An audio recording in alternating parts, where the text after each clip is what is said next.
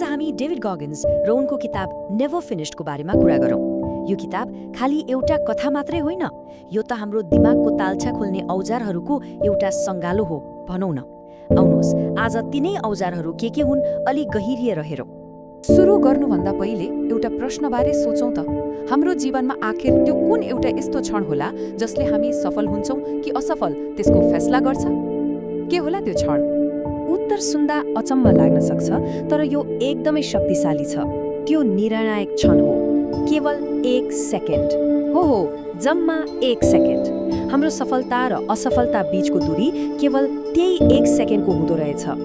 र यही 1 सेकेन्डभित्र लुकेको छ गगिन्सको पहिलो र सायद सबैभन्दा शक्तिशाली मानसिक औजार, 1 सेकेन्डको निर्णय। यो त्यो हतियार हो जसले हरेक आन्तरिक लडाई जित्न मद्दत गर्छ।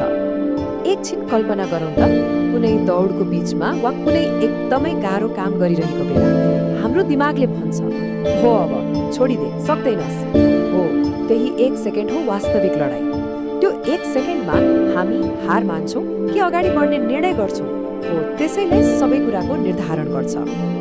ल ठिक छ, मानौँ हामीले त्यो 1 सेकेन्डको लगाई जित्यौँ र लक्ष्य पनि पुरा गर्यौँ।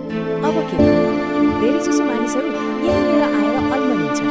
गगिन्स यसलाई झुटो शिखर भन्छ, जहाँ हामीलाई लाग्छ कि यात्रा अब सकियो।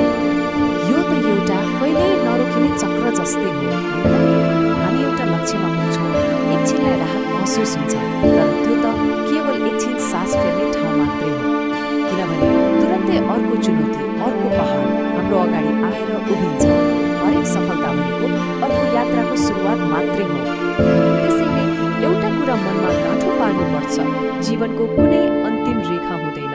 सफलता भनेको कुनै पुग्ने ठाउँ होइन, यो त निरन्तर विकासको कहिल्यै अन्त्य नहुने यात्रा हो। त्यसो भए यो कहिल्यै अन्त्य नहुने यात्राको लागि हामीले आफूलाई कसरी तयार पार्ने त? यसको जवाफ हो एउटा कठोर मन बनाएर, जसलाई गगिन्स क्यालेस्ड माइन्ड भन्छन्। यो तुलना एकदमै गजबको छ। जसरी बारम्बार घर्षणले हाम्रो हातमा ठेला उठ्छ र छालालाई बलियो बनाउँछ, ठिक त्यसै गरी जानी जानी आफूलाई कठिन परिस्थितिमा राख्दा हाम्रो मन पनि कठोर बन्छ। यो मानसिक ठेलाले हाम्रो मनलाई भविष्यमा आउने चुनौतीहरूबाट जोगाउँछ। अब प्रश्न आउँछ, यो गर्ने कसरी? गगिन्सले 2वटा एकदमै सरल तरिकाहरू सिकाएका छन्। पहिलो, पुनरावृत्ति, जुन कुराले हामीलाई असहज बनाउँछ त्यसलाई बारम्बार गर्ने। दोस्रो, अकाउन्टेबिलिटी मिरर, हरेक दिन ऐनामा हेर्ने र आफैसँग निर्मम भएर इमान्दार हुने। हाम्रा बहानाहरू के हुन्, कमजोरीहरू के छन्, जबसम्म हामी सत्य स्वीकार्दैनौँ तबसम्म सुधार गर्न सक्दैनौँ। अब यी सबै औजारहरूलाई एकसाथ जोड्ने एउटा यस्तो आधारभूत सिद्धान्त छ जसले दीर्घकालीन सफलताको इन्जिनको रूपमा काम गर्छ, र त्यो हो प्रेरणामाथि अनुशासनको जित। हामी मध्ये धेरैजना काम सुरु गर्न प्रेरणा पर्खेर बस्छौँ, तर समस्या के हो भने प्रेरणा त एउटा भावना हो, यो आउँछ अनि जान्छ। तर अनुशासन एउटा प्रणाली हो।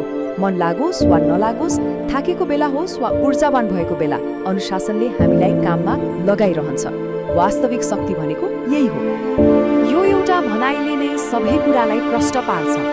प्रेरणाले हामीलाई सुरु गराउन सक्छ, तर केवल अनुशासनले मात्र हामीलाई अन्त्यसम्म पुर्याउँछ।